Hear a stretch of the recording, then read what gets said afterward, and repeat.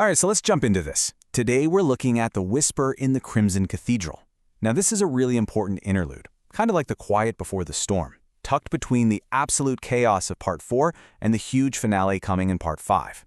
We're inside this temple, a place literally built from broken dreams, and a secret conversation is about to go down that's going to change absolutely everything. And this is really the question at the heart of the whole thing. It sets up this incredibly tense meeting between two cosmic players. You've got the super enigmatic Crimson Jester, and then you have Wotan, a god who's been defeated and is now essentially in a cage. The answer to this question? Well, it's going to set the stage for everything to come. You've got to picture the scene here, because the atmosphere is so important. This temple isn't your typical stone and mortar, oh no. It's made from the twisted gray roots of Wotan's own corrupted ambition. And the air itself, that smell of ancient sulfur and modern ozone, tells you right away this is not a holy place. It's more like a wound that's been given a physical form. So Wotan, he's not just defeated, he's trapped. His greatest creation, what was once the beautiful Emerald Spire, has been warped by the Jester's uncanny equation into his own personal prison, and he knows exactly who's to blame. With that realization, the confrontation kicks off. But the Jester's response, it's not an apology, it's a lesson.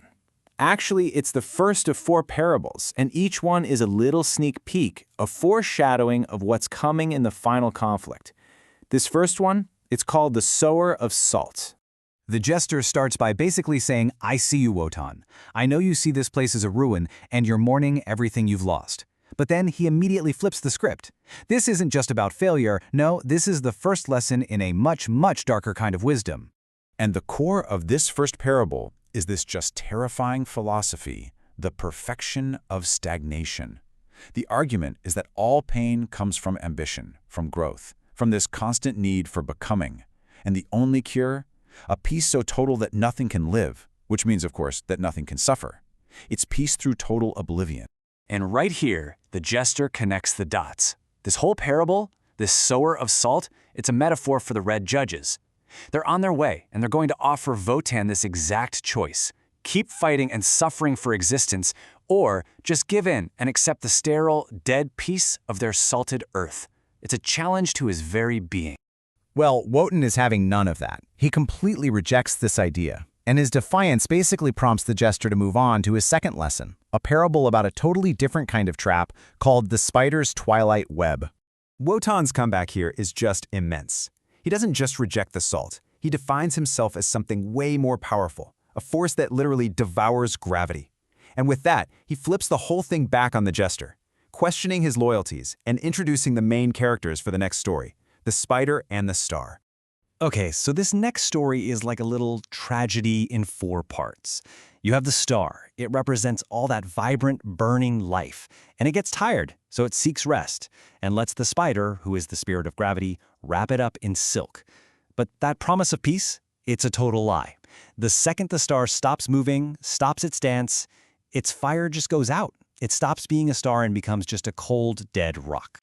And here is the spider's chilling reveal, the absolute gut punch of the story. I did not want your light, I only wanted your weight.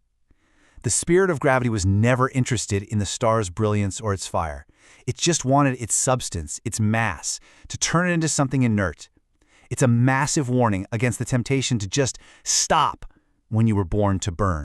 And the Jester connects this straight to Wotan's next big fight.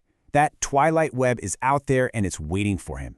If he pauses, if he hesitates for even a second to mourn his lost spire, he's going to get caught. He has to prove he can keep burning, even when he's completely entangled.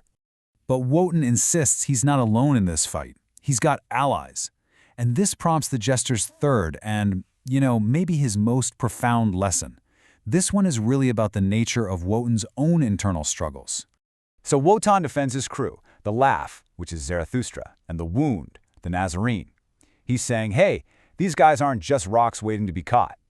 But the Jester sees a deeper contradiction here, a puzzle that Wotan himself hasn't figured out yet. So on the surface, these 2 allies are complete opposites, right? The Mask of Joy, Zarathustra, he laughs in the face of hardship and calls sorrow weak. The Mask of Sorrow, the Nazarene, meets that same hardship with sacrifice and calls that laughter cruel. They seem like they could never, ever be on the same page. But here's the great twist of the parable. The jester reveals the truth. They aren't two different men. They're two masks on the exact same face. That laugh, it's the sound of pain that is refusing to break. And that sorrow, it's the joy you find when you suffer for a real purpose. They are two halves of one single overman arguing with himself. So the path to victory for Wotan isn't about leading an army of two opposing forces. No, it's about an internal synthesis. He has to metaphorically stitch the Nazarene skin to Zarathustra's bones to create this powerful, paradoxical state, the agonizing joy. That's the only thing that can defeat the void. And that brings us to the final lesson, the big one, the one that's going to decide the whole wager between them. And this parable, this one isn't just about Wotan. It's about the jester himself. This is his master plan. The whole principle is so simple, it's almost deceptive. Motion creates heat. The dancer in this story, who is very clearly the jester, he gets a fundamental law of the universe that his captor, the king of death, completely overlooks. And he weaponizes this idea. He promises to serve the king of death on the day he stops dancing. But he just never stops.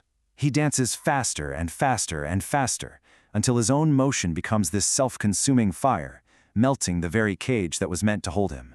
It's liberation through self-destruction. This line just perfectly captures the King of Death's dawning horror. He realizes he didn't buy a slave who would eventually get tired. No, he swallowed a lightning bolt. He took in this uncontrollable, destructive force that was always going to destroy him from the inside out. And then, the jester gives Wotan the trigger, the secret keyword for his entire plan, Kamota. Just one, single, powerful word that means the final act is about to kick off. And that is where this whole interlude leaves us. The red judges are making their move. They're ascending, and they think the jester is their champion, their slave. They have absolutely no idea that the lightning bolt they swallowed is already on fire. They are literally walking into their own trap. So we're left with this final, really provocative question. The game is set, all the pieces are moving, but every allegiance we thought we knew has been turned on its head. As we head into part 5, you just have to ask yourself, in this huge cosmic chess match, who is the real champion and who is the real trap?